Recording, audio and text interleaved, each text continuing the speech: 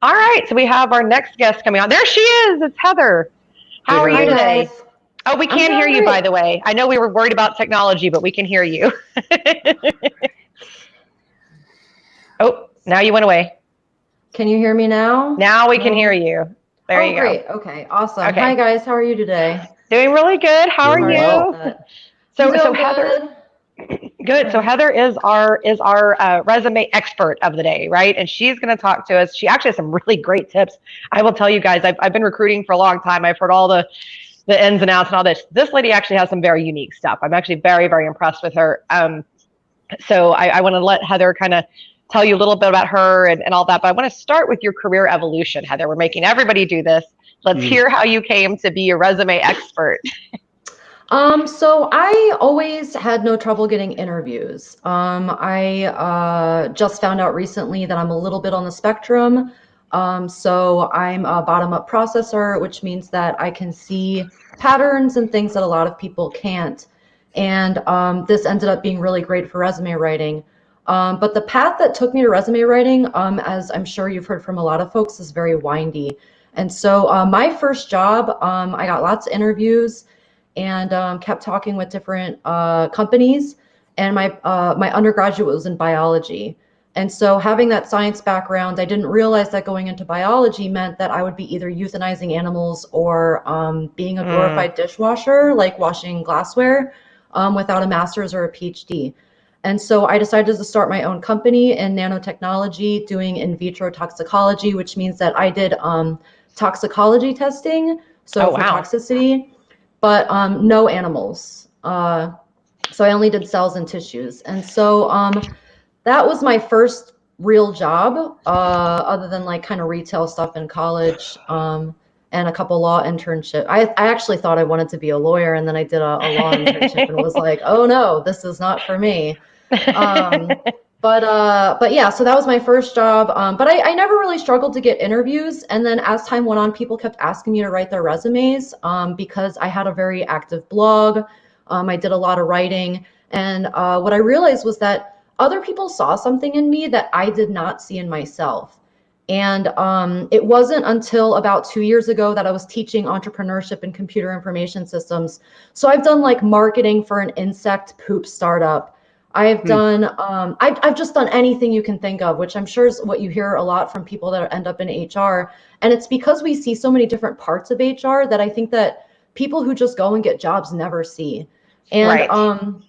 I also Right. kept talking with recruiters and hiring managers. And I kind of wanted to ask the audience a question. Who do you think a hiring manager is? Like if you're looking at a company and you're on LinkedIn, you're okay, I'm going to apply to this company. I'm on LinkedIn. Who do I talk to? Who do you think the hiring manager is? Do you think that, because I realized as I talked with a lot of candidates that they think that a hiring manager is some dedicated HR person Yes. that, and they're not. They're not at all. They're just a No. normal Right. employee. They're a normal employee whose job is to find someone to join their specific team or department, and their day-to-day is not hiring at all.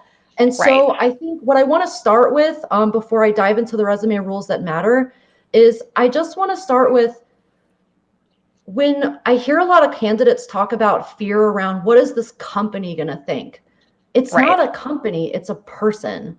And so when you're having all this anxiety trying to predict, I know that people on the spectrum do this a lot. We're constantly trying to predict what people are thinking because we kind of, to a certain extent, realize that other people don't think like us. And so we're just trying to constantly predict that. And the best thing to do is just ask.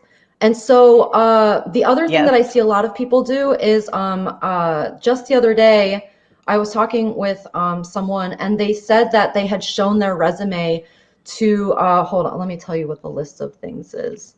It was such a great list. It was like college professors. Sorry, I have the list written out. Oh no, I can't find it. Sorry. So the first thing that they said was they don't have anything to lose except time. I could not Right. possibly disagree with that more. Actually, time is equal to salary. Right. Salary is going to make you more money than a house, a car, like anything, stock dividends, your stock portfolio, all of those gains, even with compound interest, are not going to be equal to your resume. And so your resume is the single best investment you can make for yourself in your life. And Right. when you're trying to write your resume, I see a lot of people, they show it to their parents, their, neighbors, their college professors. I hate to break it to you, but as someone who taught computer information systems and entrepreneurship at Baruch College in Manhattan, and who really I embedded myself into the college and academic system, it's a mess. And they're floundering just as much as any other industry, especially right now, Mm. with their luxury margins. But they don't know what they're talking about. And so whenever I hear a It's candidate true. say, oh, I showed it to especially entry level people. So I think most of what my talk is going to be geared towards is entry level people, because you guys don't have the money, and I don't think you should spend the money to get a resume writer necessarily right now, because the good ones are going to cost at least $400 or $500. Right. And that's just for your resume. That's not even including your LinkedIn or career coaching or anything like that. That's probably so, one version of it too, right? And like Right. Michael was talking about, Exactly. you've got to Having tailor the it, multiples. and that's just one version. So Exactly. let's talk about, Heather. So you have a really like I said, you have really great tips of when somebody's entry level versus an experienced person. So right, they're not going to have as much experience, they're not going to have as many keywords to put in and that type of thing. How do they stand out to the because and just so you guys know, again, ATSs are the systems that most companies, not all, most companies use to kind of initially filter resumes before a person ever even sees it, which I could go into a whole spiel about why that's a really stupid process, but it's reality. So Heather, how do they stand out, these entry level people?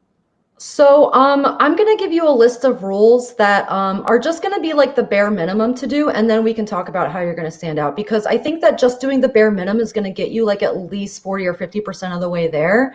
Okay. And that's a lot better than zero. Right. So the first is, don't include a picture, especially a giant one. In the United States, we are very concerned with diversity, which is rightfully so. I mean, we just saw what happened with George Floyd.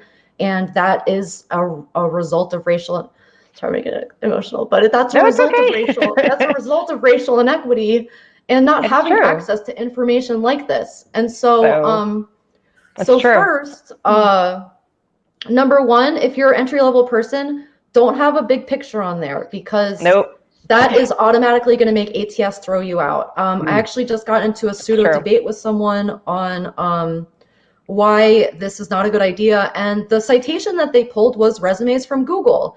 And the first resume that this person sent me, I looked up, and this person is unemployed and has been unemployed for 2 years.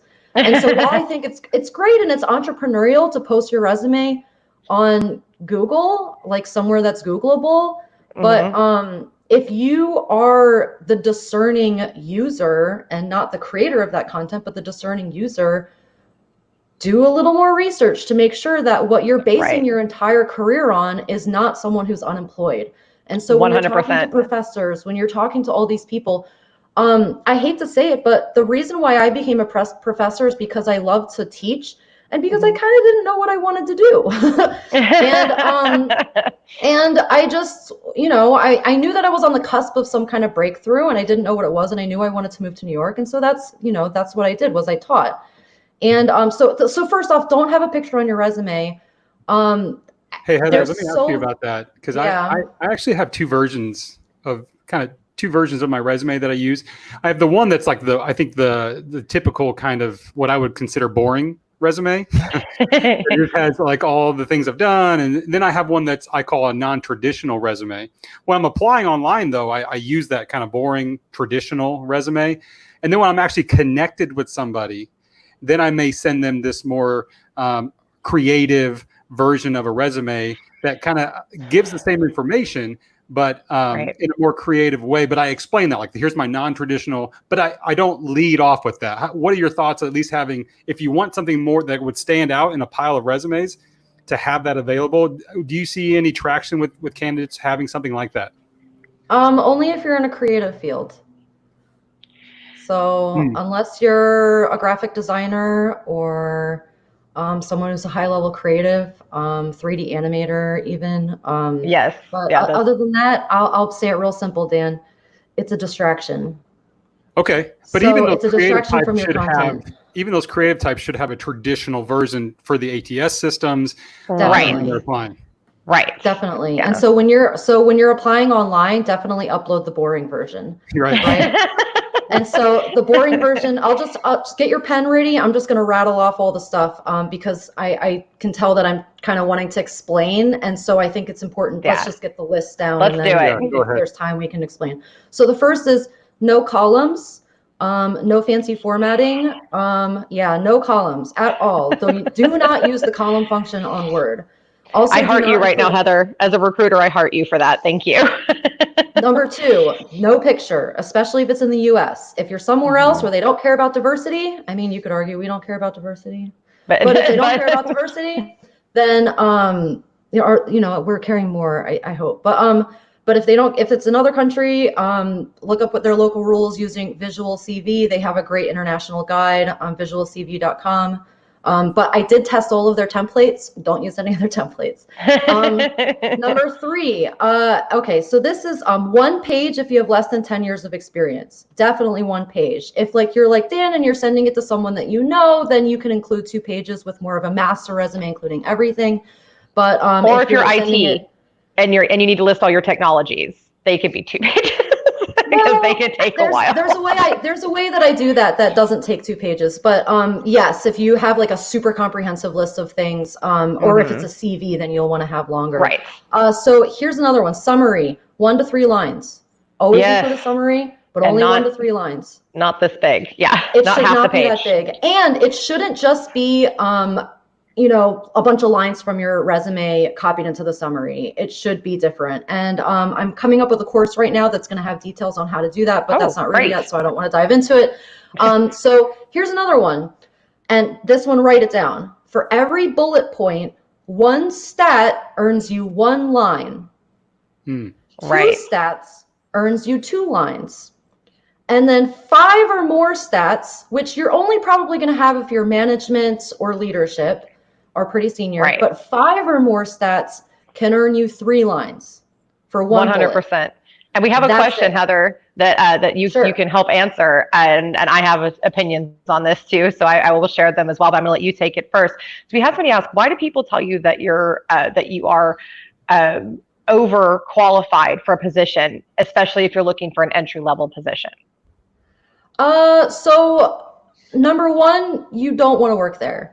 Number 2, they're probably saying this because they want someone to hit the ground running, and they're running off of fear.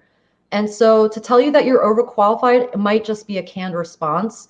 I wouldn't take feedback like that to heart necessarily. If you want real feedback, other than a yes or no, that's going to tell you whether or not your resume is working. But I wouldn't necessarily take that feedback to heart. If you really want useful feedback, show it to someone who's hired 20 people. I think there's a difference though if you're hearing it from 1 employer or 10 or all. And I will say this real quick before we go into the next segment, because we are kind of at the end of Heather's segment, is to fully answer that question.